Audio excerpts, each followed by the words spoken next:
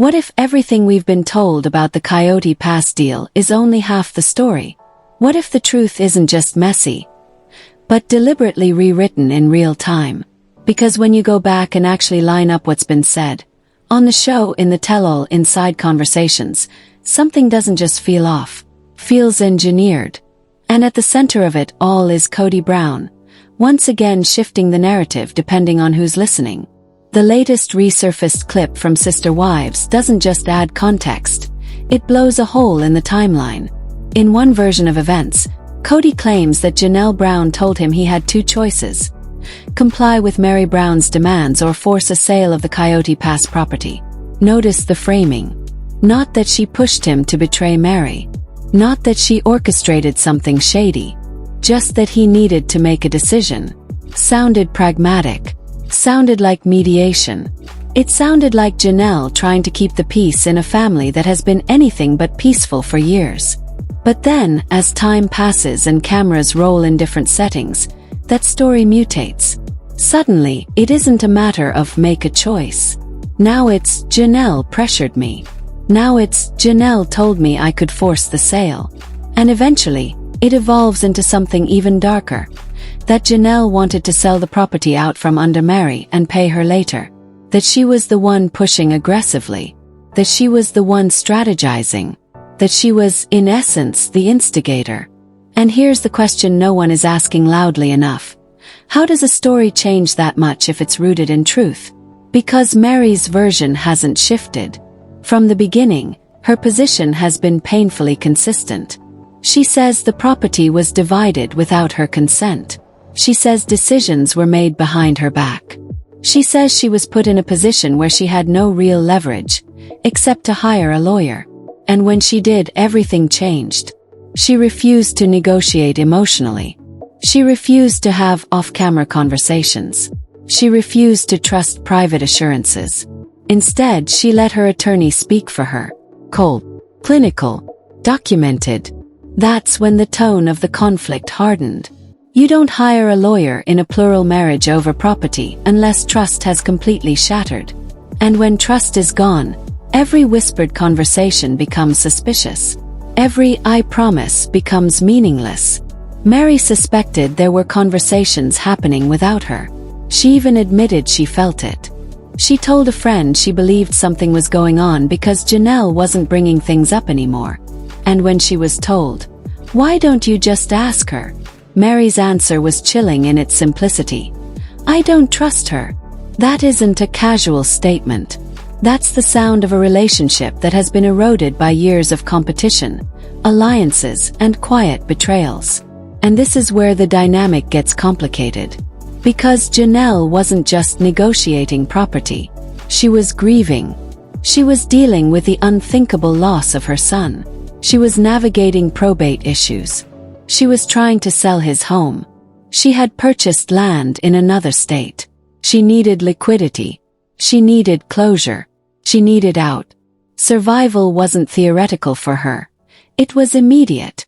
So when she allegedly spoke to Kody privately, even while attorneys were involved, it raises uncomfortable questions.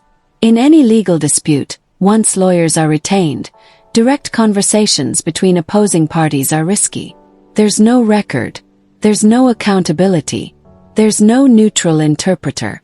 So why would she do it? Was she trying to speed things up? Was she trying to get ahead of a buyer backing out? Was she trying to leverage familiarity with Kody to secure her financial future? Or was she, consciously or not, stepping back into the old polygamy pattern, where alliances are fluid, loyalty is strategic, and everyone is trying to secure their slice of limited resources? Because that's the undercurrent no one wants to say out loud. In a family structure where income and assets are shared but power is centralized, the dissolution of relationships doesn't just break hearts, it fractures financial stability. There is only so much equity, only so much land, only so much leverage.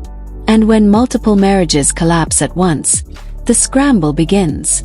Kody's recounting of events to a friend adds another twist. In that version, Janelle isn't just pragmatic. She's aggressive.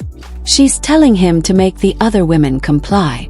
She's framing it as a necessity. He describes it as feeling like old times. Wives pressuring him against each other. It's a clever framing. It positions him as the overwhelmed patriarch caught in crossfire. But then he admits something telling. He says the divorce has darkened him, that it made him capable of wicked thoughts, that he was tempted to sell the property without Meri and deal with her later. Tempted. That word lingers, because temptation implies intent. It implies desire. It implies a willingness that needed to be restrained. And yet, in the tell-all he shifts again. Now it wasn't his idea. Now it was Janelle's pressure. Now he's the reluctant participant. Which version is true? Was Janelle mediating? Was she manipulating? Or was she reacting to a man who has repeatedly shown he can pivot a narrative to suit the moment? And perhaps the most unsettling piece of all. Why were so many of these crucial conversations happening off camera? Reality television thrives on confrontation, on transparency, on messy negotiations captured in real time. But the biggest financial decisions, the whispered strategies, the you could force the sale moments, allegedly happened in private. And private is where stories can be reshaped. Meri's approach stands in stark contrast. Once her lawyer was retained, she stopped engaging directly. That's how it works. When communication breaks down beyond repair, attorneys step in to formalize every word. It removes the emotional volatility, prevents gaslighting, creates documentation. And if Meri hadn't done that, would she have received even the 25% she ultimately secured? Because even that was less than the original 33% share she believed she deserved. Janelle, meanwhile, signed paperwork reflecting a 25% ownership stake, despite the fact that the property had been paid off by 3 contributors, not 4. Despite the fact that Kody and his legal wife's income functioned as a single unit. Despite years of shared sacrifice. Why settle? Was it exhaustion? Was it urgency? Was it belief that pushing harder would only drag the fight out longer? And as Kody continues to reshape the story, blaming Janelle in one breath and hinting at his own darker impulses in another, the central truth remains murky. Because the real betrayal may not be who suggested forcing the sale. The real betrayal may be how easily the narrative can be weaponized after the fact. And this is only the beginning. When Kody says he can't call Meri, that single sentence may reveal more than he intended. Because why can't he call her? Why would a husband, or even an ex-husband negotiating property, be unable to pick up the phone? The answer is simple and legally significant. Once attorneys are involved, direct contact can be restricted.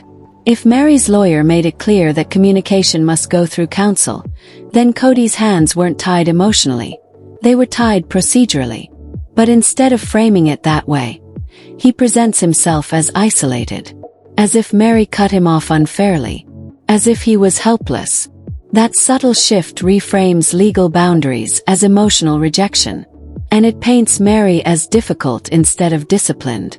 Meanwhile, he claims Janelle wouldn't call Meri either. That she refused. That she wanted him to handle it. But why would Janelle step into that line of fire? If Meri had made it clear she only wanted attorney-mediated conversations, calling her directly could have undermined her own legal standing. Could have complicated negotiations. It could have jeopardized whatever leverage she still had. And yet, Kody frames it as avoidance. As though Janelle was hiding. As though she was stirring the pot but unwilling to confront it openly. The irony is striking. Because Kody himself admits that he and Meri were already at war. That he wasn't pretending to protect her interests. That if he had chosen to sell without her, it wouldn't have been backstabbing. Because he wasn't pretending to be her ally. That logic is astonishing. By his own reasoning, betrayal only counts if you fake friendship first. If you're openly adversarial, then screwing someone over is just strategy. That mindset doesn't just expose tension. It exposes a worldview. A worldview where loyalty is conditional and fairness is optional. But here's where it gets even more complicated. Janelle's actions can't be viewed in a vacuum. She was dealing with overwhelming grief. She was managing financial uncertainty. She was trying to build a future outside of Flagstaff. She needed resolution. And when buyers are involved in property deals, timing matters. Delays can kill offers. Hesitation can cost thousands. If she believed dragging negotiations through prolonged legal standoffs would sink the sale entirely, she may have felt cornered. And cornered people make imperfect decisions. But imperfection is not the same as malice. Kody describes her as pressuring him, as demanding compliance from the other women, as threatening to do it herself if he didn't act. He paints a picture of Janelle as assertive to the point of aggression. Yet historically, Janelle has often been the wife who avoids emotional confrontation, the pragmatic one, the numbers person, the one who prefers logic over theatrics. So which version aligns with the pattern? Was she suddenly the puppet master? Or was she the exhausted participant trying to finalize a deal in a system that rewards dominance? And then there's Robyn. Kody claims Robyn didn't like him partnering with ex-wives, that she resisted, that she wouldn't support the sales strategy, that she saw moral darkness in the whole thing, that she refused to proceed in a way that felt wrong. But critics might argue that Robyn's resistance conveniently positions her as morally superior, as the reluctant participant in schemes she didn't design. Yet she stands to benefit from any arrangement that consolidates power and equity within her legal marriage. Again, the layers multiply. What becomes clear is this: alliances shift depending on leverage. When Janelle thought she could align with Meri to counterbalance Kody and Robyn, she did. When she believed she could secure quicker resolution by negotiating directly with Kody, she did that too. But that kind of strategic pivoting can easily be recast as duplicity, especially by someone motivated to deflect blame. Meri's distrust didn't emerge overnight. She has spent years feeling sidelined, years feeling legally and emotionally marginalized. So when she sensed side conversations happening without her, it reinforced a long-standing narrative that decisions were being made in rooms she wasn't invited into. And once that belief solidifies, every silence becomes evidence. The tragedy here isn't just about property percentages. It's about erosion of trust. It's about a family structure where communication was always layered with competition. In plural marriage, harmony requires constant negotiation. But when marriages dissolve unevenly, the power dynamics shift dramatically. The legal wife retains structural leverage. The spiritual wives may not. That imbalance changes everything. If Janelle truly had limited legal standing, her urgency makes more sense. She may have known her window to secure equitable compensation was shrinking. She may have feared that prolonged litigation would leave her with even less. But if that's true, then Kody's portrayal of her as manipulative becomes even more questionable. Because survival instincts are not villainy. They're reflex. Still, survival tactics can wound others. And from Meri's perspective, discovering that conversations occurred without her involvement feels like confirmation of betrayal. Whether intentional or circumstantial, it deepened the fracture. And here's the haunting part. Every time Kody retells the story, it evolves slightly. Just enough to redirect scrutiny. Just enough to recast himself as reactive instead of proactive. Just enough to keep viewers debating who the real instigator was. But what if the constant isn't who pushed for the sale? What if the constant is who benefits from the confusion? There's a psychological layer to all of this that goes far beyond contracts and percentages. Because in this family, history is currency. Emotional access is leverage. And proximity to Kody has always translated into influence. For years, the wives navigated that dynamic like seasoned players in a long-running game. Align when necessary, retreat when threatened, negotiate quietly, protect your standing. Janelle has admitted before that alliances were strategic, that conversations with certain wives were sometimes about building consensus, about gaining enough support to push decisions through. In a plural marriage, majority alignment can shift outcomes. And when resources are finite, every decision becomes political. So when Janelle approached Meri about working together on the property, it may have felt like solidarity. Two women pooling leverage. Two voices balancing one. But solidarity built on urgency can crumble under pressure. Because if Janelle simultaneously maintained private discussions with Kody, it introduces doubt.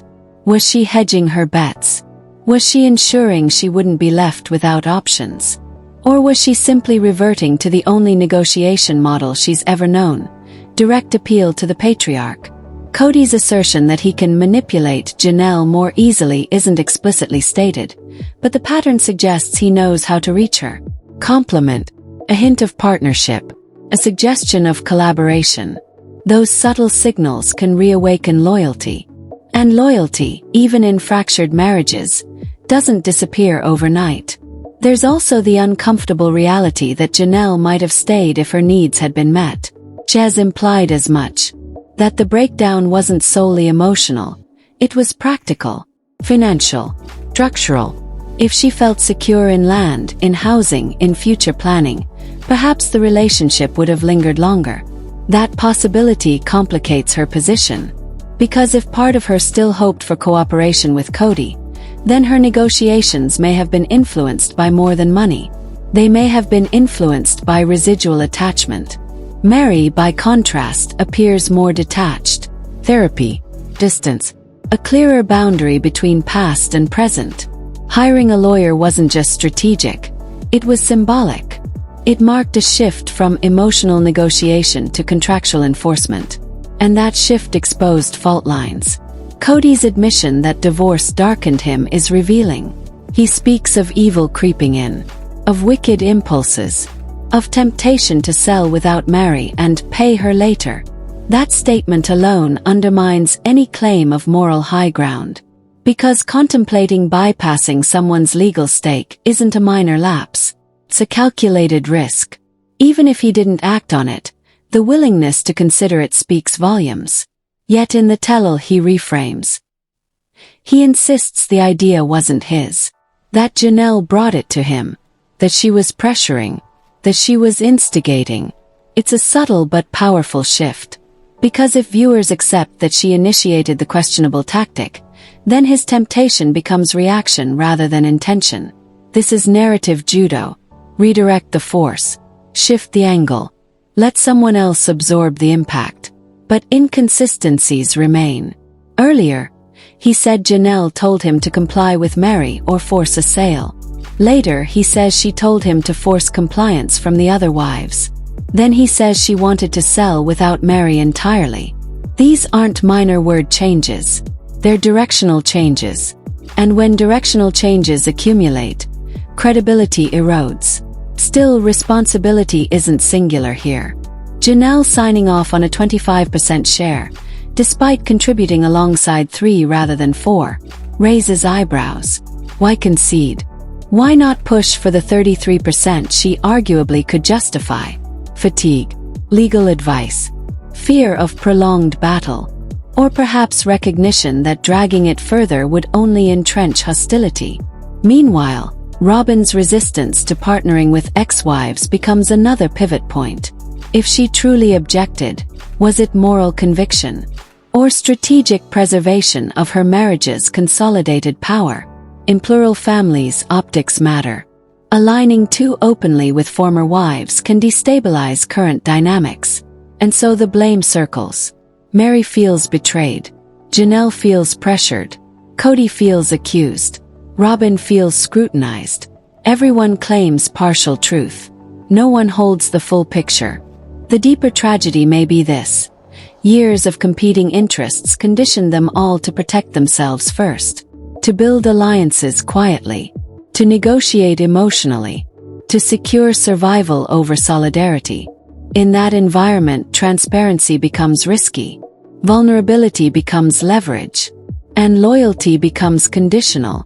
So when Kody now points the finger squarely at Janelle, suggesting she orchestrated the pressure campaign, it simplifies a story that was anything but simple. It ignores the structural imbalance. It ignores the history of shifting alliances. It ignores his own admitted temptation. And perhaps most importantly, It ignores the possibility that multiple people acted imperfectly at the same time. Because sometimes betrayal isn't a single dagger. It's a series of small cuts. At the heart of this conflict is a brutal truth about plural marriage. When it collapses, there is no clean exit. Assets are entangled. Emotions are layered. Legal status varies. And when one wife retains formal standing while others don't, the imbalance becomes glaring. Meri, as a former legal wife, had leverage. She had documented equity. She had marital history recognized by law. Hiring an attorney fortified that leverage. It placed guardrails around negotiation. It ensured every communication was recorded and every demand documented. Janelle's position was more precarious. Without the same legal footing, her attorney, if one was fully engaged, may have had limited recourse. That reality could have intensified her urgency. It could have made private discussions feel like the only viable path to resolution. But private paths are dangerous, especially when dealing with someone adept at reframing conversations later. Kody's assertion that Janelle was very typical plural marriage in pressuring him plays into a long-standing narrative, wives competing for influence. It subtly diminishes her actions as predictable, as habitual, as self-serving. Yet he omits his own role in perpetuating that dynamic for decades. He also omits the broader context, that he admitted contemplating selling without Meri, that he acknowledged dark impulses, that he recognized temptation. Those admissions complicate any attempt to cast himself purely as the pressured party. And then there's the psychological tether. Janelle may be physically separated, spiritually released, legally independent, but emotional cords can linger. Years of shared children, shared struggle, shared identity don't dissolve instantly. If Kody offered partnership in resolving the property, even temporarily, it may have reactivated old patterns of cooperation. Meri, having already distanced herself emotionally, may not have felt that pull. Her boundary was clear. Lawyer first, conversation second. That difference in detachment shapes perception. To Meri, any off-camera conversation looks like betrayal. To Janelle, it may have felt like efficiency. To Kody, it becomes opportunity. The saddest part is that each woman likely believes she was acting rationally, protecting her future, securing stability, avoiding prolonged chaos. Yet from the outside, it appears like a web of half-truths and strategic omissions. And maybe that's the final twist. Maybe the most consistent pattern isn't who suggested forcing the sale. Maybe it's how easily the story bends depending on audience. Friend versus tele-host. Confessional versus confrontation. Sympathy versus scrutiny. When narratives shift subtly but repeatedly, viewers are left to triangulate truth from fragments. What remains undeniable is this: trust is shattered. Meri doesn't trust Janelle. Janelle doesn't trust Kody. Robin resists alignment. And Kody, at the center, continues to reinterpret history in ways that minimize his accountability. Could Janelle have handled it better? Absolutely. Once lawyers are involved, private negotiation invites chaos. It creates openings for reinterpretation. It weakens documentation. It fuels suspicion. Could Meri have been more communicative before distrust calcified? Perhaps. Silence breeds speculation. Could Kody have chosen full transparency instead of adaptive storytelling? Without question. But here they are. 4 people bound by history, fractured by divorce, negotiating land that once symbolized unity. Coyote Pass was supposed to be the dream, a shared future, the physical representation of a plural family thriving together. Instead, it became the battleground. And as each version of events surfaces, viewers are left with one haunting question. If the truth were simple, would it need to change so often? Because in the end, the most dramatic revelation isn't about percentages or forced sales. It's about credibility. It's about who benefits when stories shift. It's about whether accountability can survive in a system built on layered loyalties. And until every conversation is laid bare, not just the convenient ones, the suspense will remain. Who really pushed the deal? Who really hesitated? And who, in the shadows of shifting alliances, rewrote the narrative just enough to escape the blame?